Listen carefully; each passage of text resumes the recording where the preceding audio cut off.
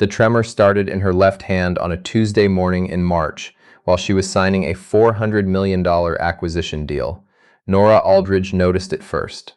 Not Nora herself, she was focused on the pen, on keeping the ink steady across the signature line, on not letting the 12 people seated around the conference table see what her hand was doing. It was her CFO, Darren Holt, who noticed. She caught him watching, and he looked away fast, the way people do when they've seen something they weren't supposed to. She signed the document. She shook hands. She smiled the way she always smiled, controlled, warm, precisely calibrated. And then she excused herself, walked to the private bathroom attached to her corner office on the 42nd floor, locked the door, and stared at her left hand until it stopped. It took 11 minutes. She told no one. That was 15 months ago. By the time Nora was 41, she had built Aldridge Capital into one of the most respected mid-market private equity firms in the country. Not inherited it, not married into it. Built it from a one-room office in Nashville with 2 employees and a line of credit she'd personally guaranteed, to a firm managing $3.2 billion in assets with offices in 4 cities. She had done this while raising her daughter Paige, mostly alone after her ex-husband decided that ambition of that scale wasn't what he'd signed up for. She had done it through 2 recessions, a pandemic, and a board of investors who had spent the first 3 years waiting for her to fail. She was not the kind of woman who trembled, and then, slowly, she was. The neurologist in Nashville was the first. He ran the standard battery, MRI, nerve conduction, blood work, and told her what she already suspected. Early-stage essential tremor, possibly stress-related, possibly the beginning of something else. He prescribed a beta blocker and told her to come back in 6 months. She came back in 4, because by then the tremor had moved. Left hand, yes, still. But also her jaw sometimes, when she was tired, and a stiffness in her left shoulder that she'd originally blamed on her old gym injury. The second neurologist was in Atlanta, then a specialist in Chicago, then a team at Johns Hopkins that spent 3 days running tests she didn't fully understand and handed her a folder of results that she read alone in her hotel room while Paige texted her about a school play. None of them agreed on what it was. They agreed on what it wasn't. It wasn't Parkinson's, not definitively, not yet. The markers weren't quite right. It was something, a syndrome, possibly a rare autoimmune component. One doctor mentioned a genetic factor. Another dismissed that entirely. 15 months, 7 specialists. And the tremor, slow and patient, kept spreading. She'd learned to compensate. She signed documents with her right hand now, though she was naturally left-handed. She took her beta blocker every morning with her coffee. She chose clothes without buttons when she could, and she held her coffee cup with both hands when no one was looking, and she scheduled her most important calls and meetings for mornings when the stiffness hadn't yet set in. She had not, in 15 months, told anyone at the firm. Not Darren. Not her assistant, Becca. Not the board. She had told Paige that Mama's hand sometimes shook because she worked too hard. Paige was 13 and old enough to know that wasn't the whole answer, and young enough to accept it anyway. The HVAC system in the Aldridge Capitol building broke down on a Wednesday in June. Not just broke down, failed catastrophically, flooding the mechanical room on the 3rd floor and knocking out the climate control for the entire building for what the property management company initially said would be a few hours, and then revised to possibly a week. Nashville in June is not a city that tolerates the absence of air conditioning. The alternative arrangements were inadequate.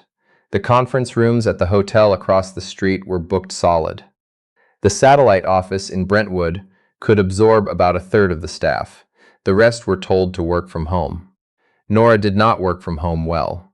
Her apartment, the sleek, glass-heavy condo she'd bought in the Gulch 3 years ago, felt like a stage set without the audience. She needed the office. She needed the morning walk through the floor, the rhythm of it, the way her brain clicked into a different mode the moment the elevator doors opened onto 42. She stayed. For the first 2 days, she was the only person on the 42nd floor. The building management sent someone up on the 2nd day to drop off a temporary portable unit, a loud, ugly box on wheels that sat in the corner of her office and did approximately nothing useful. They sent a technician to assess the damage. They sent an apology letter. On the third day, they sent Colt. His last name was Decker. She saw it on the work order he handed her when he knocked on the open door of her office at 7:14 in the morning, which was earlier than she'd expected anyone. Colt Decker from Decker and Sons HVAC, which turned out to be a two-man operation. Colt and his older brother Walsh, though Walsh was out with a broken wrist and Colt was handling the building alone until Walsh healed. He was maybe 35. Broad-shouldered in a way that made the door frame of her office look proportionate. Worn work boots. A baseball cap with no logo, just the indeterminate gray of something that had been washed too many times. He had a clipboard and a tablet and a tool belt, and he looked at her the way tradespeople sometimes look at executives in their own space. Not disrespectfully, but with a kind of neutral, practical energy that had nothing to do with her title. Mrs. Aldridge? He checked the name on his work order. I'm going to need access to the mechanical room on 3, but I also need to trace the ductwork up through your floor. Some of the access panels are above the drop ceiling in the executive suite. I'll try to stay out of your way. She told him the floor was empty except for her. He nodded, made a note, and disappeared into the hallway. She didn't think about him again for 2 hours. At 9:30, she was on a video call with the Bridgewater portfolio team when she heard a crash from the direction of the executive kitchen. Not a dramatic crash, something falling, something metal hitting tile. She muted herself, walked to the kitchen doorway, and found Colt Decker standing at the small utility sink, running cold water over his left forearm, where a thin red line was already starting to raise. "Sorry," he said without looking up. "There's a sharp edge on one of the ceiling panels. Caught it wrong. Do you need a first aid kit?" "I've got one in the van. I'll be fine." She didn't move. "There's one under the sink, right cabinet." He paused, then crouched and opened the cabinet, found the kit and set it on the counter. He was doing the awkward one-handed thing, trying to apply a bandage to his own forearm, and it wasn't working well. She didn't examine why she did what she did next. She crossed the kitchen, took the bandage from his hand, and applied it with clean, efficient movements. It was not a complicated procedure. She'd bandaged Paige's knees and elbows approximately 500 times. "Thank you," he said. "Don't mention it." She went back to her call. She unmuted herself and rejoined the conversation, and the Bridgewater team didn't know she'd been gone. He came back to the kitchen at noon. Because the kitchen had a utility sink with pressure, he needed to test a component on his equipment. She was eating a salad at the small kitchen table because she'd forgotten to bring something better, and the vending machine in the lobby didn't carry anything she was willing to call lunch. He didn't try to make conversation. She appreciated that. But then her phone rang. It was Paige's school, a number she always answered, and while she was talking, her left hand fumbled the fork. It clattered against the side of the container and fell to the floor. She bent to pick it up, and her hand shook, visibly, for a moment before she closed it into a fist. When she looked up, Colt was looking at the component in his hand, not at her. She told herself he hadn't seen it. He worked on the building for 4 days. By the third day, there was an unofficial routine. He knocked before entering the executive suite. He gave her 30-second warnings before he had to use any equipment that made noise. And he left a container of mediocre but acceptable coffee from the cart on the street outside, on the edge of the kitchen counter twice a day with no comment. She was not sure when she had started to find his presence comfortable. It happened the way most things she didn't plan for happened, gradually and then all at once. On the third afternoon, she was reading a document at the kitchen table when he sat down across from her, not presuming, just asking with a look, and she nodded. He ate a sandwich from a brown paper bag. She didn't ask about it. He didn't apologize for it. After a few minutes, he said, "My daughter does this thing where she asks people what the best part of their day was. She's 6. She thinks every day has to have a best part." Nora looked up. "Does it?" "She's pretty convinced." He folded the paper bag. "She started doing it to the guys in the warehouse when I brought her by once. They all had to think about it. Took them a while, but they all came up with something." "What was yours today?" He considered it. "Coffee was good this morning, and I figured out why this system keeps failing. It's been misdiagnosed for 2 years. Everyone who's looked at it has been treating the symptom, not the source. She was quiet for a moment. How did you figure it out? Looked at the original installation schematics. Nobody else had bothered. They kept replacing the same component over and over because it kept failing, but the component was failing because of a pressure imbalance 2 floors down. Fix the source, the symptom goes away. She set her document down. Everyone just kept treating the symptom. That's usually how it goes. He wasn't being profound about it. He was just reporting what he'd observed. She thought about 7 neurologists in 15 months. She picked up her document. On the 4th day, he found her. She didn't mean to be found. She'd stepped into the small server room off the executive suite, a space she almost never entered. Climate controlled for the equipment, cooler than anywhere else on the floor. Because the tremor that morning had been worse than usual, bad enough that she'd needed to reschedule a call. And she was sitting on the floor with her back against the wall and her left hand pressed flat against the cold tile, doing the grounding exercise the last neurologist had taught her. The door was ajar. He pushed it open looking for an access panel, saw her, and stopped. She looked up at him. She didn't have a cover story ready. That was the thing about the server room.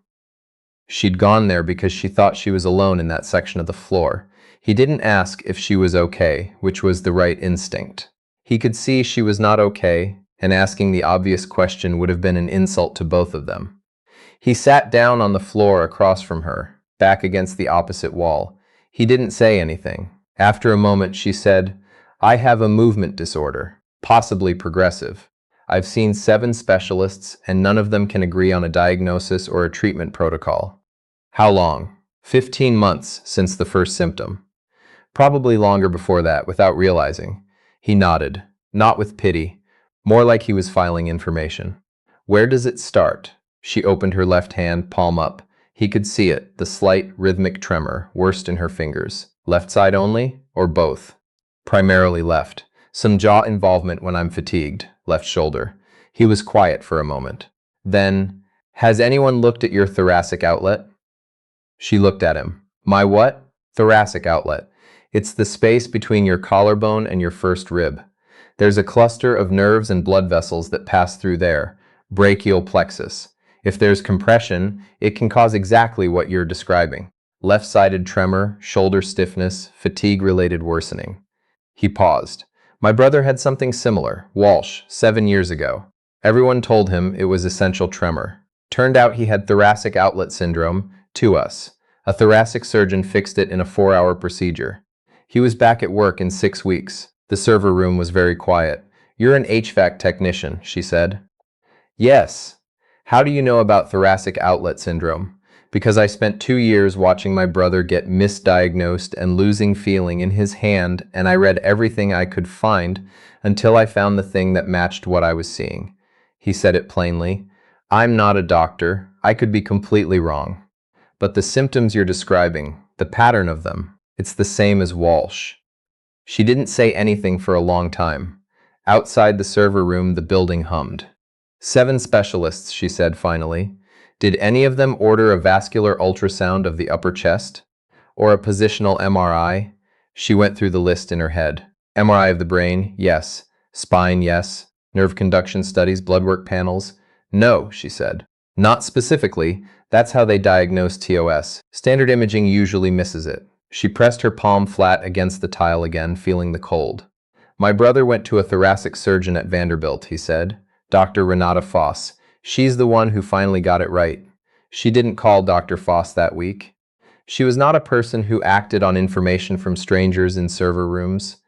However precise the information seemed, however much it aligned with things she'd been afraid to name. She went home. She picked up Paige from school.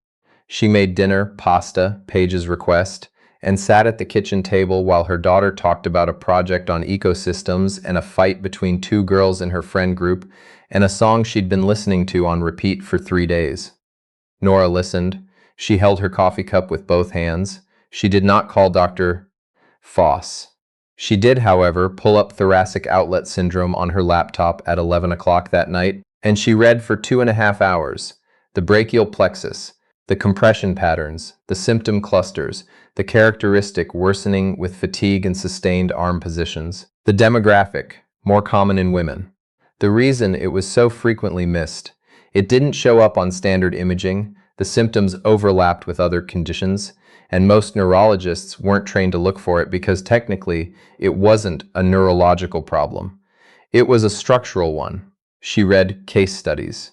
She read the abstract of a paper from Vanderbilt's thoracic surgery department, authored in part by a Dr. R. Foss. She closed the laptop at 1:30 in the morning and sat in the dark. Fix the source. The symptom goes away. The building's HVAC system was fully restored on Friday. She knew because the climate control kicked back on at 6:20 in the morning, and she could feel it when she walked through the lobby. The quiet, neutral cool of a properly functioning system, invisible and ordinary, the way it was always supposed to be. Colt Decker came to the 42nd floor at 8 to collect his equipment and do a final check. He knocked, as he always had. She was at her desk. She looked up. "System's running clean," he said. "You shouldn't have any more issues. If you do, you have my number on the work order." "Thank you," she said. She meant it for more than the HVAC. He nodded and started to leave. "Decker," he turned. "What's your daughter's name?" Something shifted in his expression, just briefly, the way a person's face changes when something catches them off guard in a good way. "Bay," he said. "Short for Beatrix. How old?" 6.5. She'll tell you the half matters. "It does matter," Nora said. "At 6, it absolutely matters." He smiled. It was a good smile, unguarded in a way she hadn't expected. She let him go. She called Dr. Foss's office on Monday morning. The receptionist told her the first available appointment was 11 weeks out. Nora said she understood, gave her insurance information, and took the appointment. Then she called Darren into her office and told him she was going to need to restructure her schedule for the next quarter. Not a reduction in involvement, just a shift in how she engaged. He asked if everything was all right. She told him she was managing something, and she'd keep him informed as things became clearer. He accepted that, because he'd worked with her for 9 years, and he understood that she told people what they needed to know when they needed to know it, not before. She did not tell him about the tremor. Not yet. But she wrote it down that night, in the notebook she kept on her nightstand. Toss. Dr. Foss, Nav, 14th. And something about writing it down, making it official and specific and actionable, eased something in her chest that had been tight for 15 months. The appointment was on a Thursday morning in November, gray and cold, in the particular way Nashville gets in fall. Not the dramatic cold of northern cities, but a damp, creeping cold that got into everything. Dr. Foss was a small woman in her late 50s, with reading glasses on a chain and an unhurried manner that Nora recognized as the specific competence of someone who had nothing to prove. She listened to the full history without interrupting. She asked about the symptom progression, the positions that worsened it, the pattern of fatigue involvement. She ordered a positional MRI and a vascular ultrasound of the upper thorax and told Nora to come back in 3 weeks with the results. 3 weeks later, Nora sat in the same office and listened to Dr. Foss explain what the imaging had found. Bilateral compression of the brachial plexus, significantly worse on the left. A subtle anatomical variant, a slightly elongated C7 transverse process, something she'd been born with, something no standard neurological workup would have found because it required specific positional imaging to see. The compression had been building for years, possibly longer, worsened by the posture of sustained desk work, by stress, by the way she unconsciously held her left shoulder when she was tense. It was treatable, surgically, with a high success rate, or, depending on the severity and her tolerance, with a course of targeted physical therapy first. Though given the degree of progression, Dr. Foss was recommending surgery. "This is fixable?" Nora said. She heard the word come out of her own mouth and was surprised by how stripped it sounded. "This is fixable, doctor," Foss said, not with drama, with the same unhurried certainty. She called Colt Decker from the parking lot of Vanderbilt Medical Center. She had his number from the work order, which she'd kept. She wasn't sure she'd been keeping it for this reason until she found herself dialing it. He answered on the third ring. There was background noise, machinery, a radio. "It's Nora Aldridge," she said. "The building on Fifth Avenue." A pause. Then, "I remember." "You were right," she said. "Toss. Dr. Foss confirmed it this morning." Another pause. "I'm glad you called her." "I almost didn't." She was looking at the Vanderbilt parking structure, at the winter pale sky above it. "I want you to know that. I sat on it for 2 months because She stopped. "Because I'm not someone who takes advice from strangers in server rooms." "That's fair. You were right anyway." "Walsh is the one who figured it out," he said. "I just recognized it." She stood in the cold parking lot for a moment. "How is Walsh?" "Good. Back to work. Full capacity." "He's been back for 5 years. You'd never know." She exhaled. "Okay. You're going to do the surgery?" December 19th. Dr. Foss's first opening. "You'll be fine," he said. And he said it the way he said most things, not for comfort, not to fill silence, but because he believed it to be accurate. She scheduled the surgery for December 19th and told Paige 3 days before. She sat on the edge of Paige's bed at 9 on a Sunday evening, after Paige had finished her homework, and she told her daughter the full version, not the working too hard explanation, the real one. The tremor, the 15 months, the 7 specialists who hadn't found it, the HVAC technician who had. Paige was quiet through most of it, in the way she got quiet when she was really listening, not just waiting to speak. When Nora finished, Paige said, "Why didn't you tell me?" "I didn't know how to yet."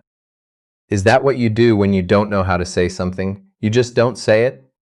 It was such a precise and devastating question that Nora had to laugh a little to keep from the other thing. "Yes," she said. "I think so. I'm working on it." Paige considered this. "What's the best part about knowing now?" "That it has a name," Nora said, "and that the name has a solution." Paige nodded like this was adequate. She reached over and put her hand over her mother's left hand, the one that trembled, and held it flat and still. "Good," she said. The surgery was 4 hours and 12 minutes. Nora was told this afterward, the way you're told elapsed time when you have no personal memory of it. She woke up in recovery with her left arm in a soft immobilizer and a nurse she didn't know telling her it had gone well. She spent 2 days in the hospital. Paige came both days, doing homework in the visitor's chair, with an efficiency that Nora recognized as her own, learned and internalized over 13 years of watching her mother work in proximity. The physical therapy started in January. It was harder than she'd expected, and exactly as long as Dr. Foss had predicted. Twice a week, then 3 times, then tapering back. The tremor didn't disappear overnight. Nerves don't work that way, the therapist explained. There's a process of reestablishing the signals, a relearning, but it diminished. Week by week, measurably, in ways she documented in the same notebook where she'd written to us, Dr. Foss, Nov 14th. By March, 1 year and 3 months since the first tremor, to the week, she signed a document at the Aldridge Capitol conference table with her left hand. Her hand did not shake. She noticed that Darren noticed. This time, she let him. Spring came to Nashville in its usual indiscriminate way, warm one day and cold the next, and then suddenly, irrevocably warm. Nora was on a call in her office when her assistant knocked and mouthed the words, "It's personal," through the glass door, which meant it was Paige, or someone Paige had designated as important. She wrapped up the call and picked up the line. It was not Paige. Bay wanted to know if the lady from the tall building was better. Colt Decker's voice, slightly apologetic. "She's been asking since December." Nora looked out at the Nashville skyline through her floor-to-ceiling windows. "Bay knows about me? She knows I met someone at work who was sick and that it was the same thing as Uncle Walsh. She wanted to know if you got better." A pause. "I told her I'd find out." "Tell her yes," Nora said. "Tell her considerably better. She'll be relieved. She sounds like a person who takes other people's outcomes personally." "She really does," he said, with the quiet pride of someone who has decided this is a feature and not a bug. "Tell her thank you," Nora said, "and tell her—" She stopped. "Tell her the best part of my year was figuring out the right question to ask. Because once you know the right question, the answer tends to follow." There was a pause on the line. "That's going to take her a while to think through," he said. "She'll get there," Nora said. "She sounds like she's good at thinking things through." After she hung up, she sat for a moment with her left hand open on the desk. Still solid. Hers again. Outside, Nashville was loud and bright and moving at its usual pace, indifferent to the 15 months she'd spent being afraid of her own body, indifferent to the 7 experts who had looked in the right direction but not at the right thing. Indifferent to the morning in a server room when a man with worn boots and no pretense had sat down on the floor across from her and said the sentence that changed everything. Fix the source. The symptom goes away. She picked up her pen, her left hand, naturally, and got back to work.